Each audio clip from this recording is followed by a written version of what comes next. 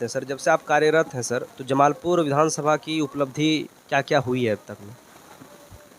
देखिए, हम जहाँ आप बैठे हुए हैं और आपका जहाँ गांव है, हम लोग किसान हैं। तो पहली समस्या किसान के लिए क्या होती है? किसान के फसल के लिए पानी की व्यवस्था होनी चाहिए। तो जब हमारे कांग्रेस के सांसद हुआ करते थे डीपी यादव जी, तो डीपी यादव जी ने एक योजना लाई थी जिसका नाम था डकरा परियोजना, सिंचाई परियोजना। 25 वर्ष तक वर्मा जी रहे यहाँ के विधायक, 15 साल शैलेश जी रहे विधायक, लेकिन किसानों के हित के लिए यह योजना लाभकारी है, इस पर इन लोगों ने ध्यान नहीं दिया। उस समय जो योजना नहीं बन पाई थी उसका कारण था कि गंगा का बहाव थोड़े दूर चला गया,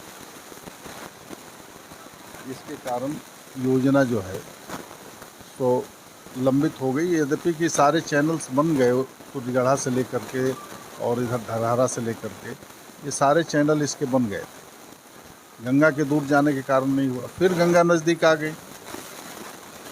तो मैंने विधानसभा में सवाल उठाया कि किसान हित में इस योजना को होना चाहिए, और होना ही नहीं चाहिए, इसकी व्यवस्था ऐसी मुकम्मल होनी चाहिए कि गंगा अगर दूर चली जाती हैं तो भी जो है सो कि इस पर कोई प्रभाव न पड़े। इसके लिए जो एक इनटेक वेल जो है, जिसकी खुदाई थोड़े बहुत हुई है, हम देख के आए हैं, और रिनोवेशन का काम चल रहा है चैनल का, कैनाल का। तो वो जो इनटेक वेल बनेगा वो 81 फीट उसकी गहराई, और किसी कीमत पर गंगा का बेड 81 फीट से नीचे नहीं जाएगा। वैसी परिस्थिति में गंगा दूर चली जाएंगी तो हम पाइप से पानी ले आके इसमें गिरा लेंगे और सिंचाई की सुविधा से लोगों को मिलती रहेगी। तो जिस समय ये योजना बनी थी वो 1100 करोड़ की योजना थी, उतना सरकार दे ही नहीं पाती। फिर बाद में ये 145 करोड़ की योजना बनी, चूँकि हमारे यहाँ कलेक्टर उस समय नवीन जी थे और स्वयं इंजीनियर भी थे। मिलजुल करके हम लोगों ने 145 करोड़ की योजना बनवाई, और ये धरहरा और बाहा चौकी तक इस योजना का लाभ अभी इस कार्यक्रम में मिलेगा। इसका लाभ और आगे मिले, इसके लिए भी मैंने माननीय मुख्यमंत्री जी को और सिंचाई मंत्री को कहा है कि पार्ट 2 को भी जो सो का DPR बनवाई और उसको भी पाइपलाइन में ले आई।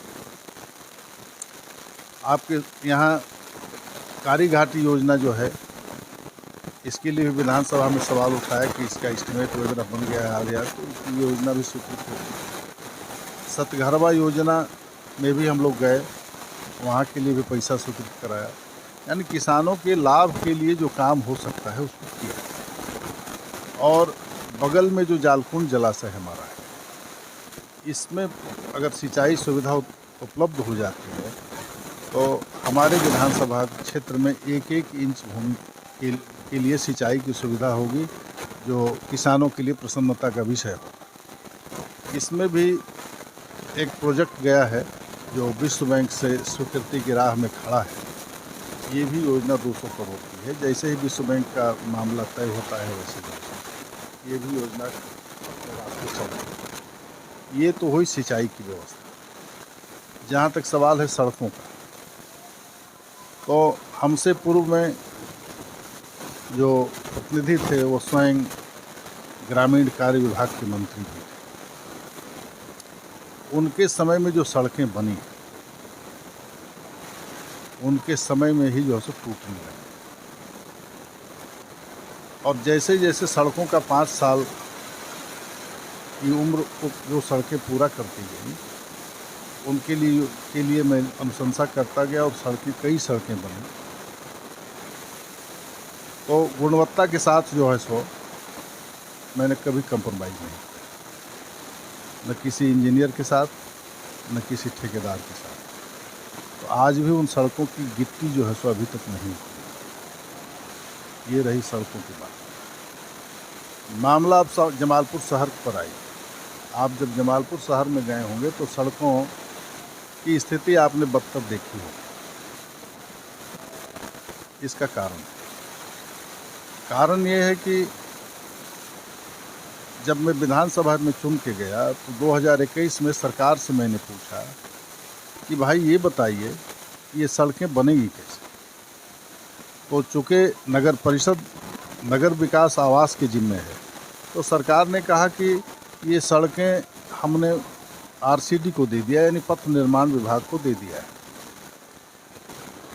फिर जब अगला सत्र चालू हुआ तो मैंने पूछा कि ये सड़कें पथ निर्माण विभाग कब इसकी अधिसूचना जारी करेगा।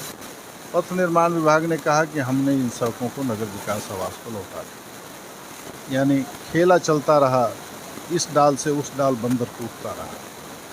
2023 में मैंने कहा कि भाई ये सड़क बनेगी कैसे, तो 2 सड़कों का चयन है। पैसा हमारे पास एक सड़क का था जो महंत रोड से लेकर के 212 नंबर पुल तक। उसमें जो नगर परिषद को पैसा आता था उसके 30% के 17% के पैसे से उस सड़क के लिए मैंने अनुशंसा किया कि उसको बना दो।